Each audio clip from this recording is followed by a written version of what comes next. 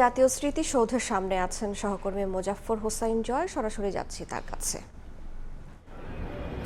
সাভারের জাতীয় স্মৃতিসৌধ আর মাত্র কয়েক ঘন্টার প্রহর বাকি রয়েছে। কয়েক ঘন্টা পরে সাভারের জাতীয় স্মৃতিসৌধে নামবে মানুষের ঢল। এ উপলক্ষে সকল প্রস্তুতি কিন্তু সম্পন্ন করেছে গণপূর্ত মন্ত্রণালয়। আপনাদেরকে জানিয়ে রাখতে চাই যে ঠিক একদিন আগেই সাভারের জাতীয় স্মৃতিসৌধ কিন্তু সম্পূর্ণভাবে নিরাপত্তার জন্য বন্ধ করে দেওয়া হয়েছে। সকল ধরনের প্রবেশাধিকার সংরক্ষিত করা হয়েছে। একই সাথে কিন্তু স্মৃতিসৌধের পবিত্রতা এবং সৌন্দর্য রক্ষার্থেও কিন্তু এই বিষয়টি করেছেন বলে আমাদেরকে জানিয়েছেন গণপূর্ত মন্ত্রণালয়ের পক্ষ থেকে দায়িত্বপ্রাপ্ত ব্যক্তি। একই সাথে জানিয়ে রাখতে চাই, মহান বিজয় দিবস উপলক্ষে কিন্তু সাভার সৌধ এলাকায় কিন্তু নজিরবিহীন নিরাপত্তা জোরদার করা হয়েছে।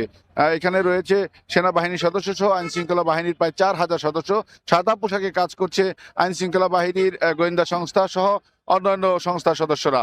আমরা যতটুকু জানতে পেরেছি, মহান বিজয় দিবস উপলক্ষে সাভার সৌধ এলাকা এবং এর আশপাশে প্রায় 4,000 আইন শৃঙ্খলা বাহিনীর সদস্য মোতায়েন রয়েছে। একই সাথে নিরাপত্তা সাথে সড়কে যাতে কোনো ধরনের বিঘ্ন সৃষ্টি না হয় তার জন্য ঢাকা আরিচা মহাসড়কের আমিনবাজার থেকে সৌধ এলাকা পর্যন্ত দীর্ঘ সড়কে কিন্তু পুলিশ ব্যবস্থাপনায় চেকপোস্ট থাকবে। একই সাথে সকল ধরনের ব্যবস্থাপনার জন্য কিন্তু টহল টিম থাকবে আইন শৃঙ্খলা বাহিনীর। জাতীয় স্মৃতিসৌধে কিন্তু ইতিমধ্যে যে 84 একর জমি রয়েছে বা চত্বর রয়েছে, সেই চত্বরে কিন্তু ফুলে ফুলে সজ্জিত করে ভরে ফেলা হয়েছে।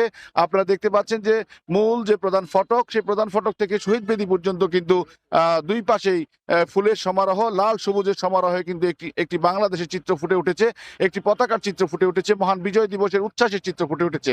আমরা জানিয়ে রাখতে চাই যে মূলত মহান বিজয় দিবস উপলক্ষে যে সড়কটি দিয়ে সরাসরি পায়ে হেঁটে যে শহীদ বেদি পর্যন্ত, সেখানে কিন্তু লাল ইটের সাদা রঙের শুভ্র আভায় কিন্তু পবিত্রতার ছোঁয়া ফুটে উঠেছে। একই সাথে জাতীয় স্মৃতিসৌধের যে হেলিপ্যাড রয়েছে, পুকুর রয়েছে, লেক রয়েছে, সেগুলো সংস্কার করা হয়েছে।